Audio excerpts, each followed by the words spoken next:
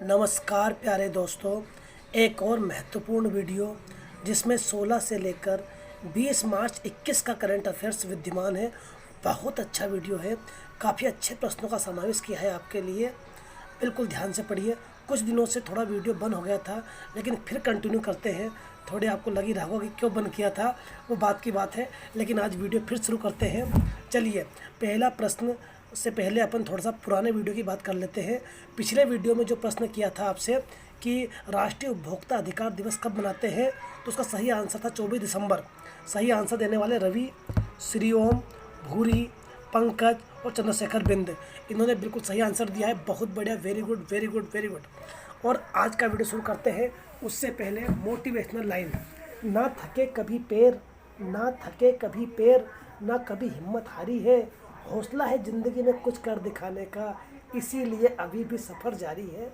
और सफ़र तब तक जारी रहेगा जब तक हम कुछ कर नहीं दिखाते हैं, तब तक हमारा सफ़र बंद होने वाला बिल्कुल भी नहीं है दोस्तों। आज का प्रश्न, बांग्लादेश भारत के साथ कितने किलोमीटर सीमा साझा करता है? मतलब भारत के कितने किलोमीटर सीमा बांग्लादेश के साथ लगी हुई है? ठीक है, आप आंसर दीजिए। हम आज का वीडियो आपको शुरुआत कर देते हैं। बिल्कुल खुश हो जाइए और आज बिल्कुल नए जोश के साथ शुरू कर दीजिए। आज का पहला प्रश्न, अरे खुश हो गए ना? विदेशी मुद्रा भंडार के मामले में भारत चौथा बड़ा देश बन गया है। अब भारत ने रूस को पछाड़ दिया है। अब रूस 5वें नंबर पर आ गया है और भारत अब नंबर 4 पर आ गया है विदेशी मुद्रा भंडार के मामले में। आरबीआई के आंकड़ों के अनुसार, रिजर्व बैंक ऑफ इंडिया के आंकड़ों के अनुसार ये रिपोर्ट आई है कि हमारा जो भारत है वो विदेशी मुद्रा भंडार में नंबर 4 पर आ गया है। तो भारत ने किसको पीछे छोड़ दिया? रूस को पीछे छोड़ दिया भैया। और हमारा भारत अब नंबर 4 पर आ चुका है। 3 नंबर पे कौन कौन है? नंबर 1 पे चीन है मुद्रा भंडार में, नंबर 2 पे जापान है और नंबर 3 पर स्विट्जरलैंड है विदेशी मुद्रा भंडार में। और भारत आ चुका है आपका नंबर 4 पर। अब बात रिजर्व बैंक की आई तो आरबीआई का जो मुख्यालय है भाइयों, वो कहाँ पर है? कोलकाता में था। कब? स्थापना के समय 1 अप्रैल 1935 को जब आरबीआई की स्थापना हुई थी तो उसका मुख्यालय कहाँ पर था? कलकत्ता में था। बाद में इसका मुख्यालय कहाँ कर दिया गया? मुंबई। तो अभी वर्तमान में आरबीआई का मुख्यालय कहाँ पर है? तो अभी वर्तमान में आरबीआई का मुख्यालय आपका मुंबई में है। लेकिन अगर आपसे कोई पूछ ले कि जब आरबीआई बनी थी तब उसका मुख्यालय कहाँ पर था, तो आप आंसर दोगे कलकत्ता। अब वर्तमान में आरबीआई के गवर्नर कौन है? शक्तिकांत दास। कौन है? शक्तिकांत दास 25वें नंबर के गवर्नर है आरबीआई के। शक्तिकांत दास, नाम याद कर लो, मोस्ट इंपॉर्टेंट है नाम, शक्तिकांत दास। आरबीआई के पहले गवर्नर कौन थे? तो आरबीआई के पहले गवर्नर थे आपके Osborne Smith. First governor of RBI Osborne Smith जब आरबीआई बनी थी। लेकिन पहले भारतीय गवर्नर वो थे सीडी देशमुख। कौन थे? सीडी देशमुख। तो आप याद कर लो ABCD। तो AB से ऑसबर्न स्मिथ।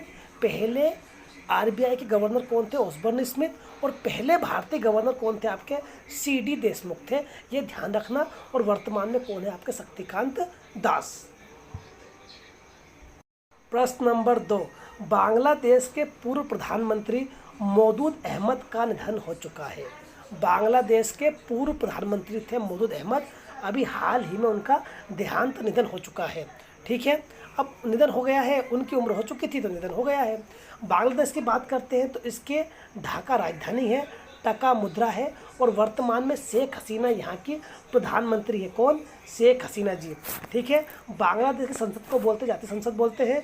यहाँ के राष्ट्रपति अब्दुल हामिद है और भारत बांग्लादेश के साथ 4096 किलोमीटर सीमा साझा करता है। कितने? 4096 किलोमीटर सीमा साझा करता है। और बांग्लादेश ने अभी गिद्धों के संरक्षण के लिए कीटोप्रोफेन पर भी प्रतिबंध लगाया था। बांग्लादेश ने गिद्धों के संरक्षण के लिए कीटोप्रोफेन पर भी प्रतिबंध लगाया था। तो आपको ध्यान होगा वो बात भी। प्रश्न नंबर 3 दोस्तों, नई दिल्ली दुनिया का सबसे प्रदूषित राजधानी शहर बना है। मतलब अभी विश्व वायु गुणवत्ता रिपोर्ट के आधार पर जो हमारी नई दिल्ली है, ये जो क्या है, राजधानी के मामले में सबसे प्रदूषित राजधानी है आपकी। कौन सी? नई दिल्ली। ठीक है, दिल्ली के मुख्यमंत्री आपके अरविंद केजरीवाल जी हैं, उपराज्यपाल अनिल बैजल है और शिक्षा मंत्री कौन है यहाँ के? मनीष सिसोदिया जी शिक्षा मंत्री है दिल्ली के। ध्यान रहेगा। ठीक है, तो बढ़ते हैं हम आगे। प्रश्न नंबर 4, भारतीय स्टेट बैंक पर आरबीआई ने लगाया जुर्माना। अब रिजर्व बैंक ऑफ इंडिया को ही अधिकार है कि अगर कोई बैंक अगर नियम का पालन नहीं करेगा तो उसके ऊपर जुर्माना लगा दो। तो हमारी आरबीआई ने सबसे बड़े वाणिज्यिक बैंक जो हमारा एसबीआई है, भारतीय स्टेट बैंक है, इस पर क्या लगा दिया गया है भैया, जुर्माना लगा दिया 2 करोड़ रुपए का। क्यों लगा दिया? बैंकिंग विनियमन अधिनियम का पालन ना करने पे कुछ रूल्स होंगे उनके, वो पालन नहीं किया एसबीआई ने, तो आरबीआई ने ठोक दिया जुर्माना भैया, 2 करोड़ रुपये का जुर्माना ठोक दिया है। अभी आरबीआई के बारे में पढ़ चुके हैं अपन, एसबीआई के बारे में। एसबीआई का मुख्यालय कहाँ पर है? मुंबई में है। 1 जुलाई 1955 को एसबीआई की स्थापना हुई है और दिनेश कुमार खारा है एसबीआई के वर्तमान अध्यक्ष का नाम, दिनेश कुमार खारा, और उन पर लग गया है बिल्कुल ये 2 करोड़ का पारा। ठीक है, तो वो है हमारे दिनेश कुमार खारा एसबीआई के अध्यक्ष।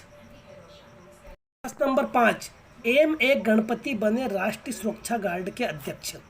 एनएसजी, नेशनल सिक्योरिटी गार्ड, राष्ट्रीय सुरक्षा गार्ड जो हमारी है, इसके अध्यक्ष कौन बन गए हैं आपके? ए गणपति।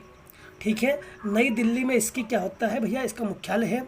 ठीक है, तो जी लास्ट में गणपति है तो याद रख लो, जी मतलब एनएसजी, जी गणपति, तो गणपति बन गए, अध्यक्ष बन गए। नई दिल्ली में मुख्यालय है। इसका वाक्य है, इसका आदर्श वाक्य सर्वत्र सर्वोत्तम सुरक्षा, सर्वत्र सर्वोत्तम सुरक्षा। 1984 में स्थापना होती है आपके राष्ट्रीय सुरक्षा गार्ड की। तो ध्यान रखना आप, में गणपति बन गए हैं इसके अध्यक्ष। प्रश्न नंबर 6, अंतर्राष्ट्रीय सौर गठबंधन के महानिदेशक कौन बन गए हैं? तो 15 मार्च 2021 को अजय माथुर बन गए हैं आपके ISA, इंटरनेशनल सोलर अलायंस, मतलब अंतर्राष्ट्रीय सौर गठबंधन के महानिदेशक बन गए आपके अजय माथुर जी। इन्होंने उपेंद्र त्रिपाठी का स्थान लिया है। ठीक है, तो जो हमारा ISA है इसका मुख्यालय गुरुग्राम हरियाणा में है। अंतर्राष्ट्रीय सौर गठबंधन का मुख्यालय कहाँ पर है आपका? गुरुग्राम हरियाणा में है। 2015 में इसकी स्थापना होती है। 121 देश इसके मेंबर हैं।